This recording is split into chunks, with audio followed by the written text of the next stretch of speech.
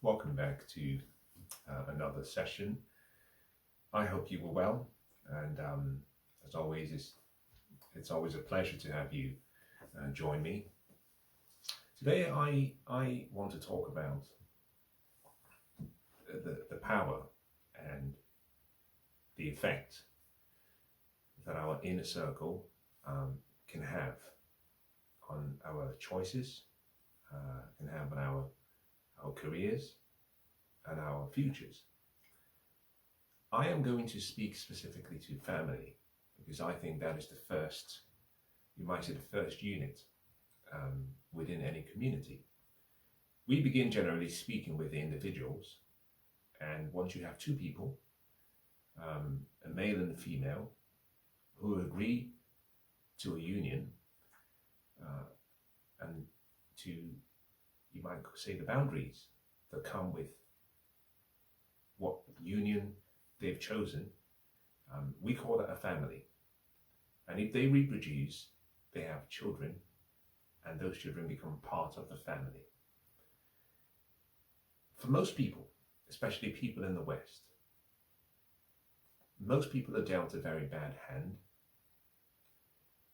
by the fact that most were not privy to what a functional family was supposed to look like. Most people were raised by single parents, usually single mothers, without fathers. A select group were lucky enough to have a two-parent family with the two archetypes being modeled by the respective parties. The male providing a masculine archetype and the female providing a feminine archetype, and both wearing the appropriate frames such that the young children could observe and they could learn not by what was said, but instead by what they saw, and they could emulate, develop such that by their teenage years they had embodied the best of both parents. They had seen their parents dialogue, disagree, love each other, agree on small issues and larger issues. They had seen their parents come together in times of difficult times, and they had seen their parents celebrate success in the manner that it should. And so what they would have embodied would have been a functional relationship, which is then used as a foundation for building their own respective relational experiences. Most of us, unfortunately, those who live in the West, are not privy to such rare benefits and gifts. So on one side we have people who never saw functional family units modeled, and on the other side we have people who were fortunate to be raised in families, whether two parents or one parent, but to have no opportunity for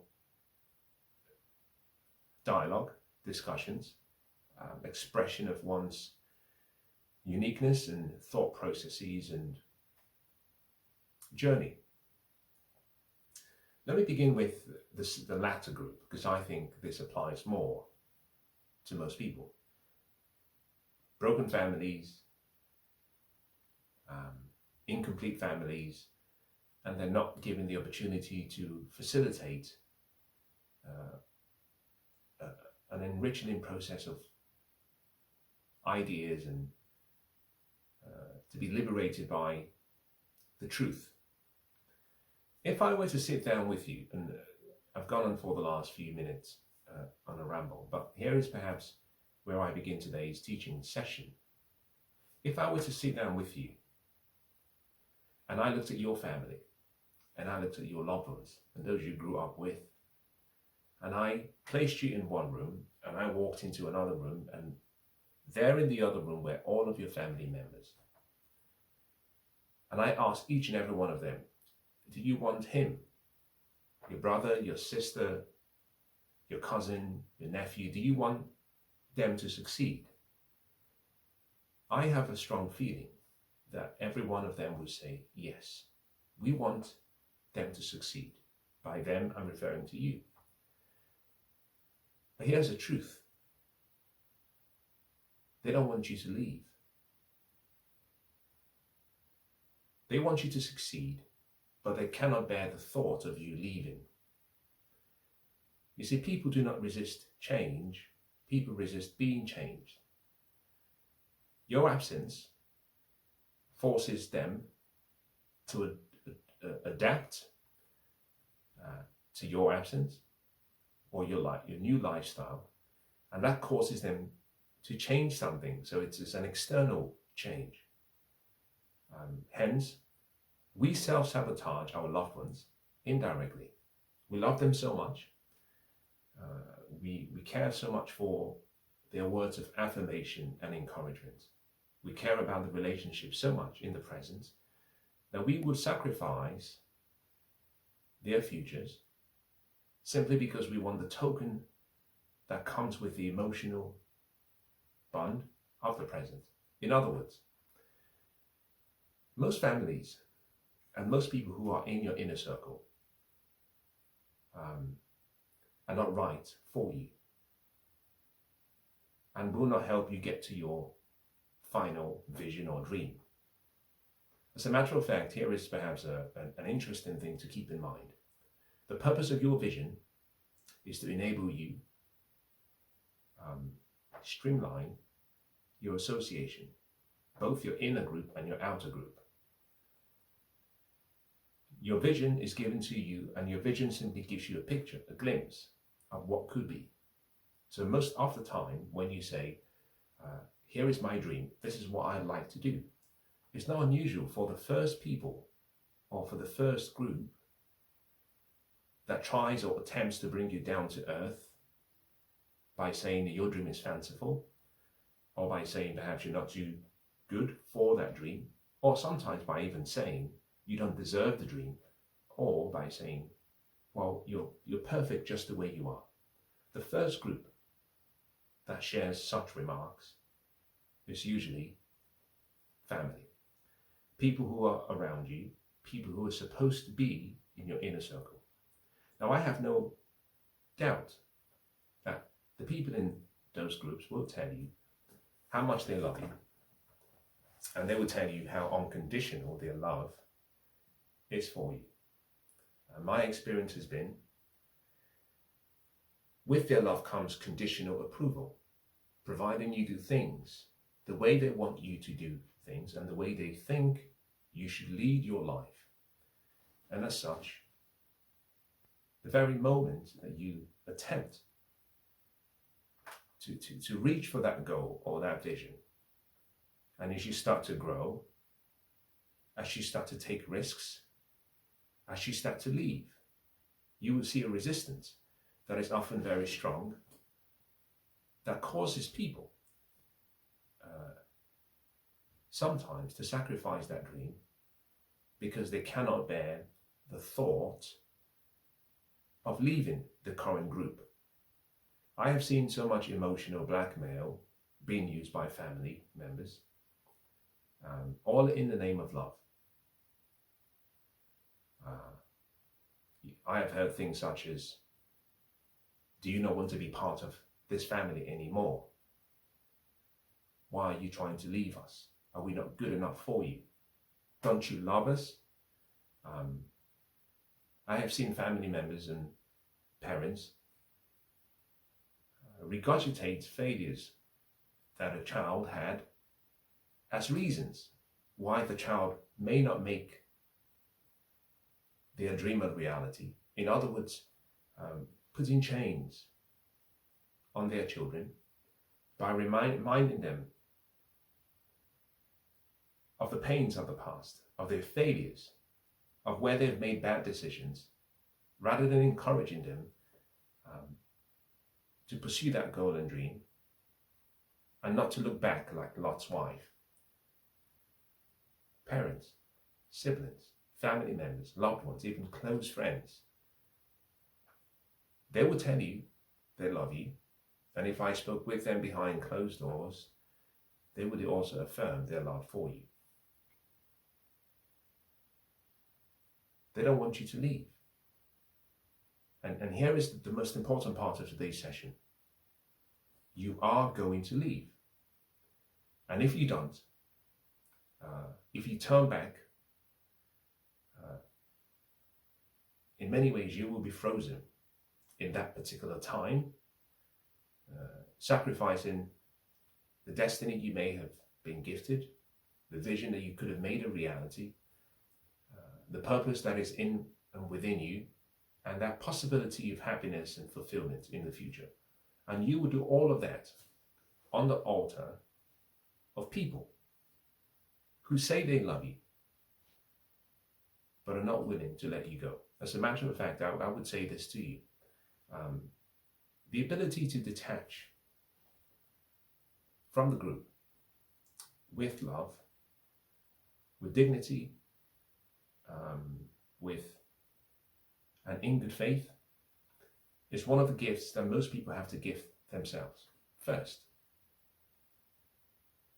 The gift has to come to yourself first. And that gift is that you were born for a particular purpose. There is something in you that reminds you of, you might call it a calling, a why, a reason for being. The uncertainty that exists out there, obviously, is not undeniable, but the calling you have reminds you that there will be a way and that you will not be alone. And as you walk through, whether that be your garden of Gethsemane or the shadows of darkness, providing you stay loyal to that purpose, that calling, that inner voice, that still voice within you, you will find that you will be guided on the path of the righteous way, and eventually you will come to your promised land. But that requires leaving your current place, looking up and making that leap. History is full of people who were great. History is full of people who had the potential for greatness. And what separates both groups is the first group were willing to do whatever it would take to bring forward that greatness. It was an adventure that they were willing to accept. The latter group, unfortunately, either compelled by fear, the words of other people, the opinions of other people, the demands of other people, sacrificed what could have been a destiny for something that cannot be quantified in words. And the first step to you becoming or achieving whatever that dream might be is that you're going to have to leave your Egypt. And I have to say this, and I'm using an analogy here to explain what I think is a simple concept. Freedom comes with responsibility. And whenever you decide on a vision, and whenever you've decided you will embark on that path, you will be tested. It's as funny as anything I've ever heard. The moment you choose that pathway, whatever that dream might be, something in the universe comes to test your faith, comes to test whether your conviction is as strong. So you must leave your Egypt and leave everything behind. You must journey through the first body of water, into the wilderness, into the desert, where you will find that there will be challenges and there will be difficulties. But if you persevere and if you continue to proceed, as Henry David Thoreau said, if a person can advance confidently in the direction of their dreams and endeavor to live the life that they have imagined, that they will meet with success, unexpected, in uncommon hours. If you can proceed despite recognizing the hardness and the hardship and the difficulties of the wilderness and the desert. You will come to your second body of water, and if you get through, then you will come to the promised land. Anything worth doing is worth doing badly first, until you get it right. As you journey, you will stumble, you will fall. But as you stumble, the most important thing is not to look back. You just keep looking forward, keep your eyes on the prize, which is the vision that you've seen in your heart, the goal you hold in your head. If you can keep that at the forefront of your mind, you will find strength that far exceeds what you may have lost as a result of leaving the group. I have met many people who one could say never amounted to what their true potential could have been. I also know myself, my potential could have been more. If I had faith, and if I listened to the voice within me, and if I stayed faithful to the voice within me, and if I sought for improvement and knowledge and guidance and learning from wiser people. But more importantly, I know where my life could have been had I not said, I am going to leave the group, and I'm willing to leave the group behind, not because I do not love the group, but because I love my purpose, my calling, and I love the fact that I've been given this opportunity for an adventure, once in a lifetime, and to leave my comfort behind and go into a place of discomfort, with the aim being that I could see what I could become, see who I could develop into. But perhaps the most important thing, to accept the calling to something great, however great is defined, to accept the challenge, the calling to taking that risk. You see, if you refuse as a person, this is where the family and the group come back into the picture.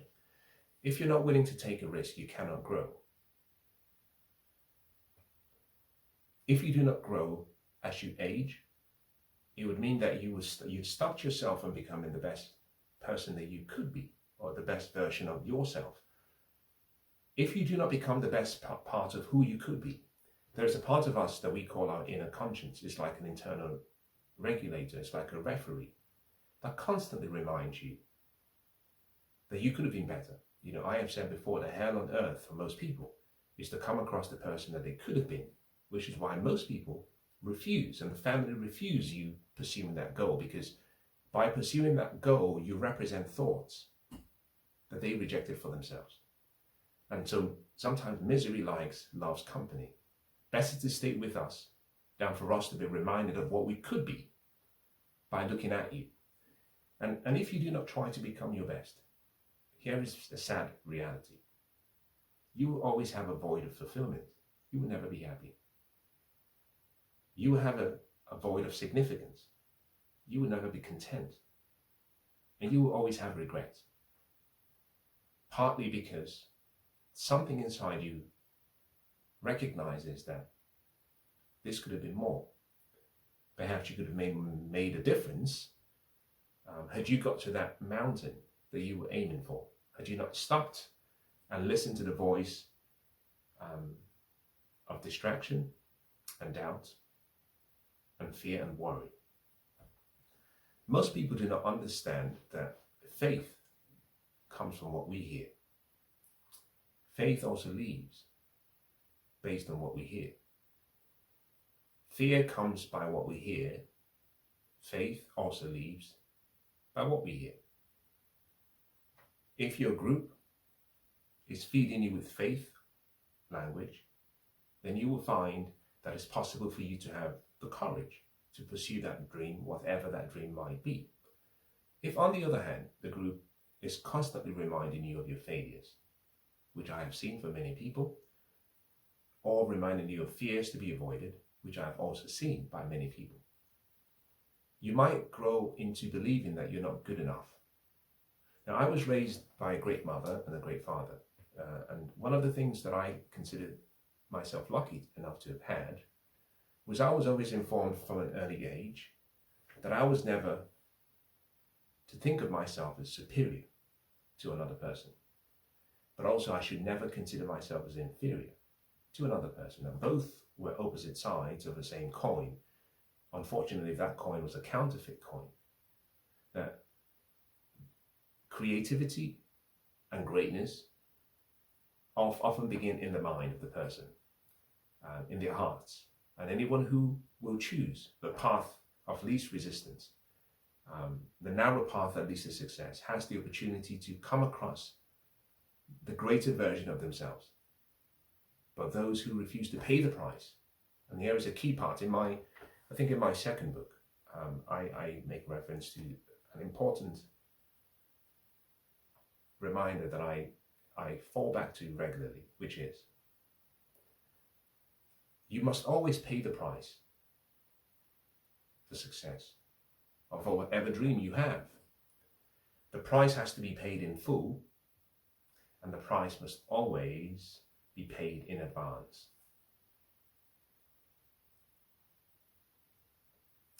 You pay and you play. It's really that simple. And family, at an early age, the younger you are, it is important for family to protect you. The instinct to protect from a mother or a father, in the same way we think about the same walls that keep out the enemies also keep out good from coming into your life. So the instinct of a mother to protect the child can be taken too far, whereby the mother never lets the child to develop their ideation and individualization and become who they should be, but also for the mother to sit back and allow the child to fail. Similarly, a father's instinct to provide and protect can be such that he does not let the child develop the muscles, the relational muscles, the intellectual muscles, the spiritual awareness, or learn the knowledge and wisdom required to succeed and thrive in the world. The family unit is made into be the safe space where no evil can come within that space. But it's not a representation of the world. And so one of the great things about having good fathers or good mothers is, as the great writers say, the good mother invariably fails, and the good father invariably fails. At some point, you have to take a step back. Now think about eagles. When an eagle spreads its wings, the span extends sometimes so far that it's a sight to behold. It's incredible. As soon as an eagle is born, within the first few stages, a process begins. The parent takes the eagle and lets it go. And it starts to fall, and at some point it has to develop the ability to flap its wing. The good mother, the good father invariably fails. As a parent, perhaps I should speak to parents, it's not your responsibility to ensure that your children are successful, however you define success. As they age, your responsibility should morph. You should move from a loving parent, a helicopter parent, and move into what I consider to be similar to a board of directors arrangement. You're on the board of directors, and as the child turns 18 and approaches 25, you take a step back and you're an advisor. You're not running the show.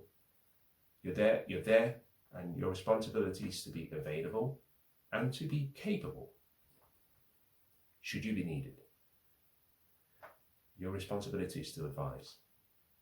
But a time comes when your responsibility to be an advisor certainly diminishes. And so as long as you are capable and available, you can provide the role of a father, which is to be the right example. Too many parents spend too much time trying to work on their children rather than working on themselves, which is why most parents are the embodiment of their fears. And in communicating with their children, they present such fears in such a manner that it becomes obvious that working hard on themselves was much harder, and it was easier to let go of, you might say, the speck in their eyes and to focus on the specks in their children's eyes. As I close today's session, let me leave you with the following words of encouragement. No one knows what your future could be.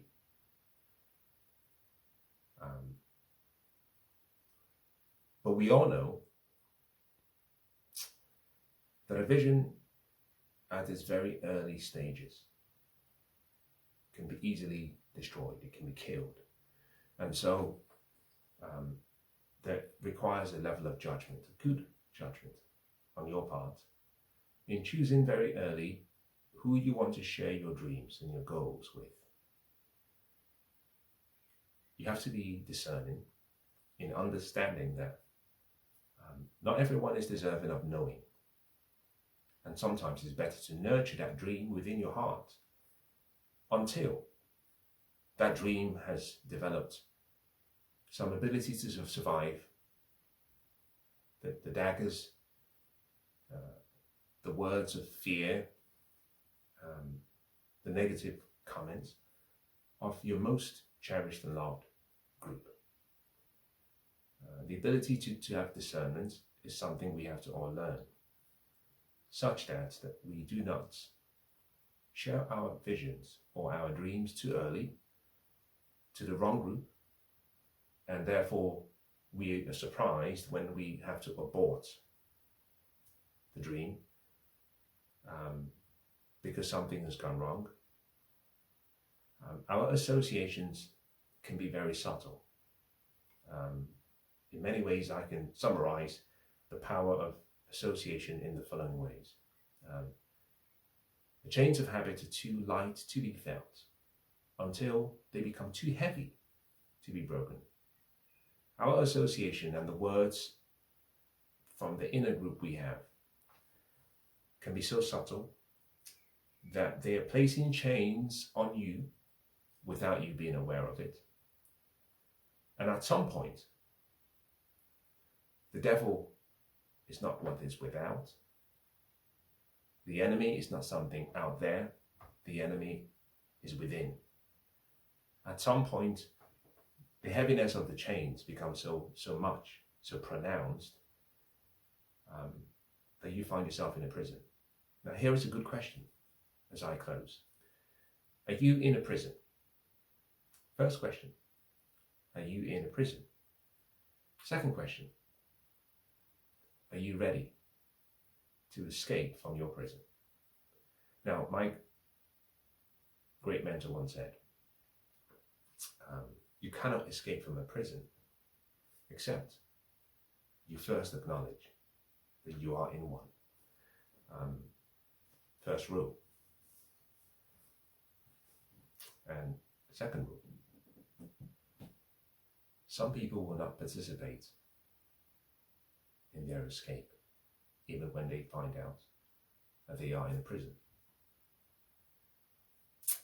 I hope that's been useful.